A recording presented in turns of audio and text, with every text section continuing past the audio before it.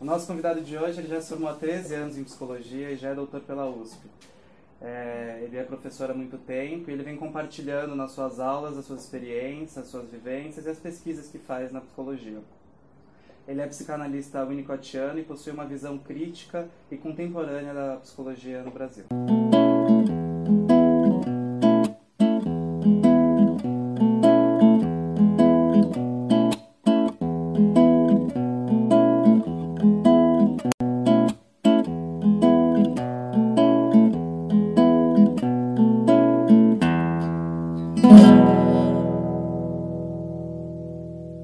Bom, vamos começar perguntando por que você escolheu, diante de tantas vertentes, a psicanálise e por que o Winnicott. Bom, eu também agradeço, né, o convite de vocês. Acho que a ideia, né, do projeto, enquanto alunos de psicologia, bem importante, né? Bom, na verdade, assim, eu tive contato com o Winnicott no último ano da graduação, né, com uma supervisora, né, e me abriu um universo, porque até então eu já havia, de algum jeito, reconhecido a psicanálise, né, como uma escola da qual eu me simpatizava, no qual achava que daria mais sustentação para os meus atendimentos, né, ao considerar os aspectos não só comportamentais, né, externos ao homem, mas sobretudo da dimensão do inconsciente, da formação de sintomas, das questões ocultas da personalidade, né, inconscientes.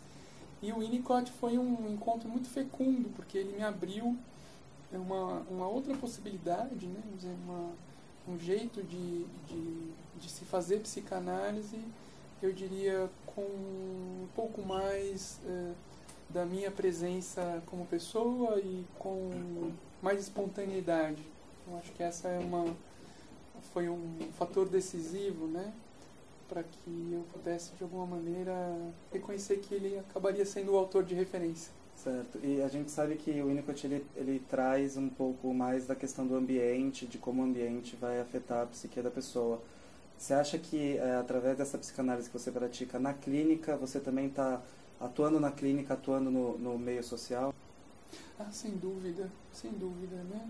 Eu penso que essa é uma das questões, né? Porque além de psicanalista, né, vamos dizer, consultório particular, psicologia clínica e psicanálise, eu sempre tive uma inserção no campo social da saúde, né, e especificamente no SUS, né?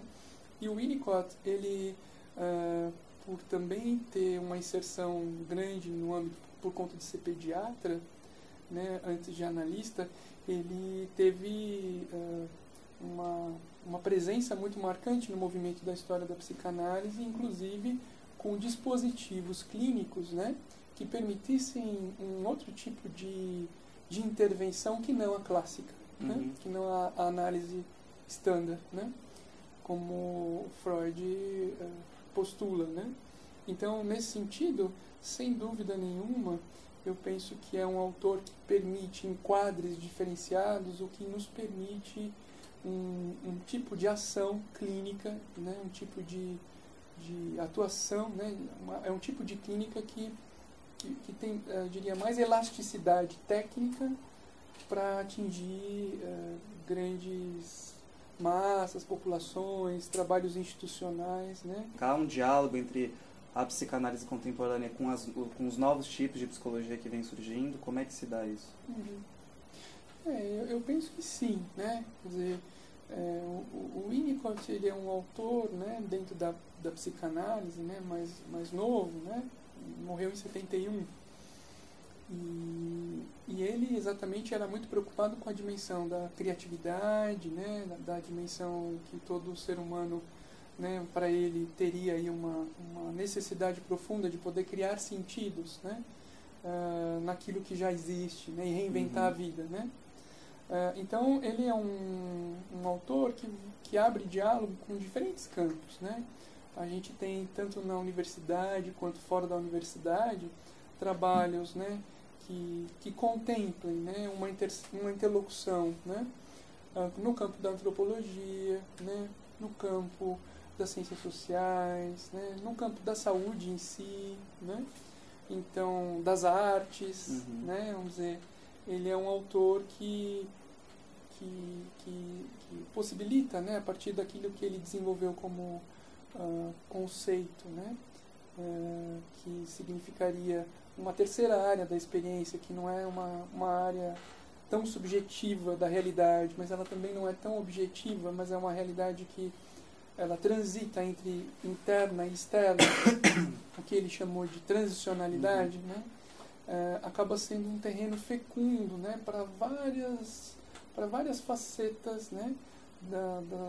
Da experiência humana, da vida do homem, né? Do ser humano, no campo das necessidades físicas, psicológicas, espirituais, né, religiosas.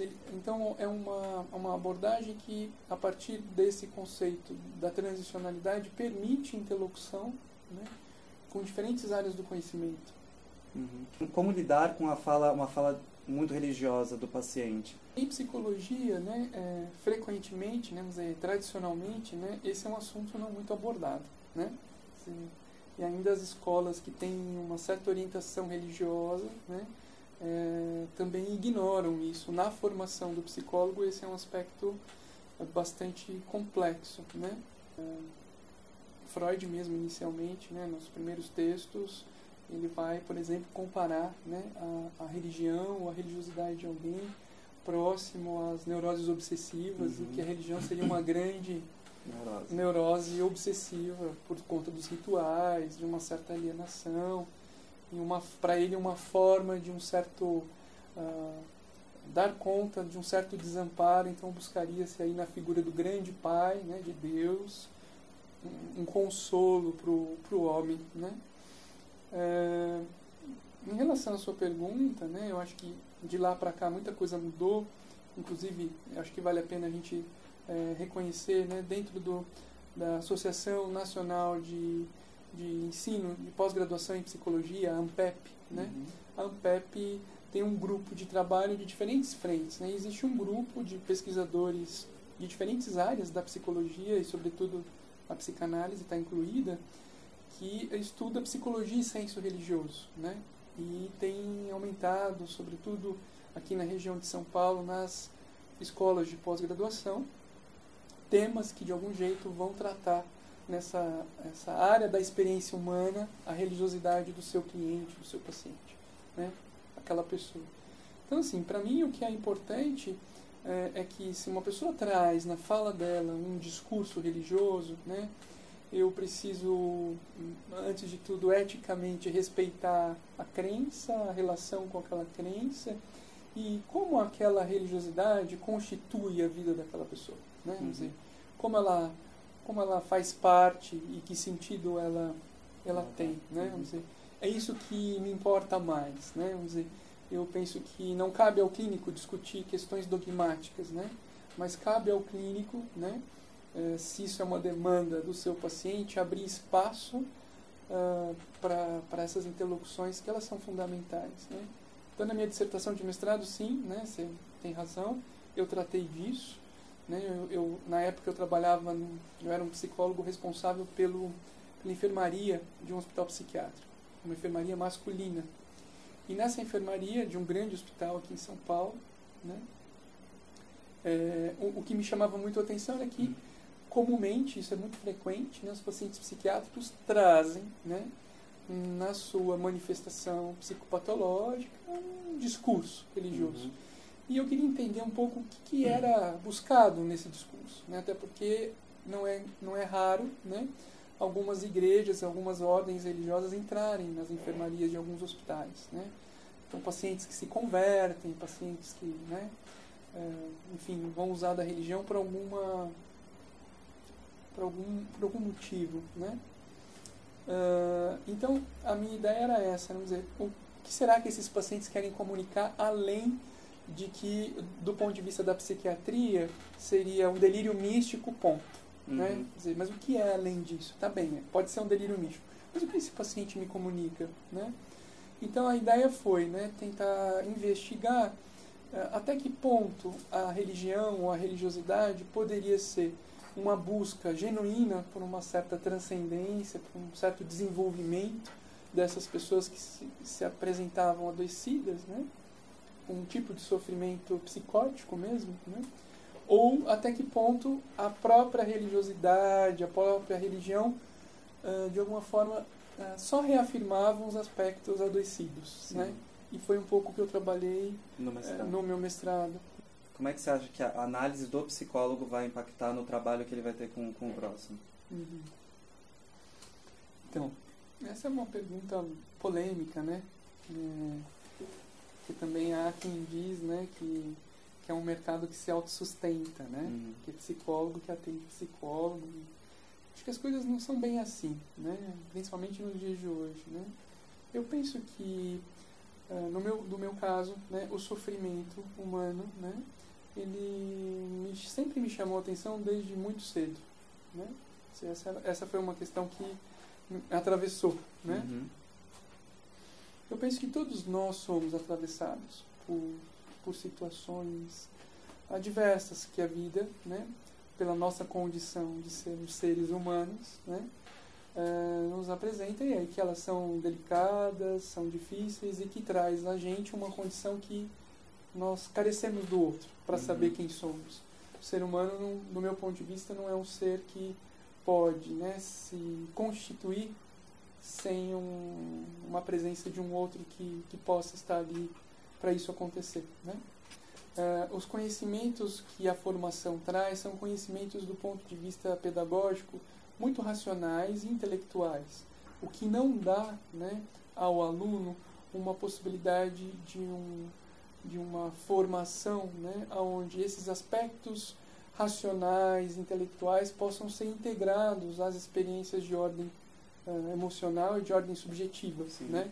Então, a análise, né, ou as psicoterapias, né, não só necessariamente a psicanálise, a análise pessoal, mas terapia pessoal, ela se torna, do meu ponto de vista, imprescindível para seja lá que frente for que o psicólogo vai atuar. Se eu estou me dispondo, né, a trabalhar de alguma forma com um problema humano que envolve o psicológico de alguém, né, eu minimamente preciso saber reconhecer, né, quais são os meus, que limites eu tenho, né, como eu posso me apropriar dessas coisas para que, seja qual trabalho eu fizer, né, não fique enviesado, não fique equivocado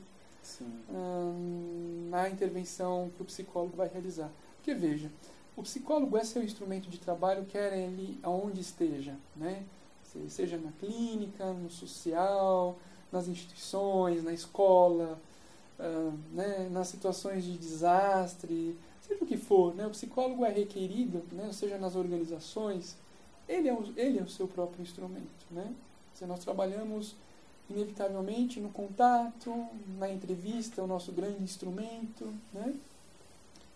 E se a gente não puder se conhecer minimamente, né, não puder reconhecer onde moram os porões da alma de cada um, né, acho que isso fica muito comprometido, no sentido de que só uma formação intelectual ela não dá conta de formar esse tipo de possibilidade de atuação que se exige de um bom psicólogo, né? Nós vemos, por exemplo, né, que isso é muito comum, alunos brilhantes, né, que tiram boas notas, fazem provas articuladíssimas, mas que quando vão atender alguém ou quando vão fazer os seus primeiros estágios, né, ficam desesperados, né, diante do que está vindo da instituição, diante do que está vindo daquela pessoa que vem ali para uma ajuda, né, porque essas coisas elas precisam de uma integração. Só o intelectual ele não dá conta, né, e aí a terapia se torna imprescindível. É condição, né? Não é uma opção. Do meu ponto de vista, é uma condição. Para finalizar, eu queria que você indicasse um livro, um filme e uma música. Tá bem. Bom, um livro, Cartas a um Jovem Poeta, Maria Hilke, né? Para mim é um livro que eu gosto muito e acho que todo estudante de psicologia e na vida, né, precisaria ler, né, particularmente.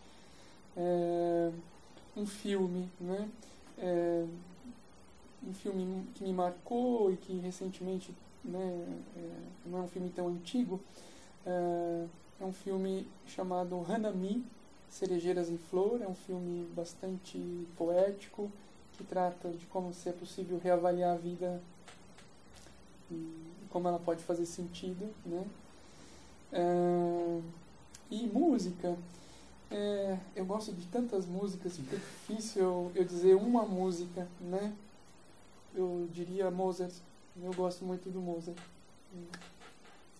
Tá certo. Né? Então. Não saberia dizer, porque toda a produção dele, para mim, é magnífica. Obrigado. Eu que agradeço. E parabéns pela iniciativa. Acho que isso pode abrir um espaço de interlocução bem interessante, sobretudo para quem estuda psicologia, faz psicologia e para a população, né? Tá certo. Obrigado.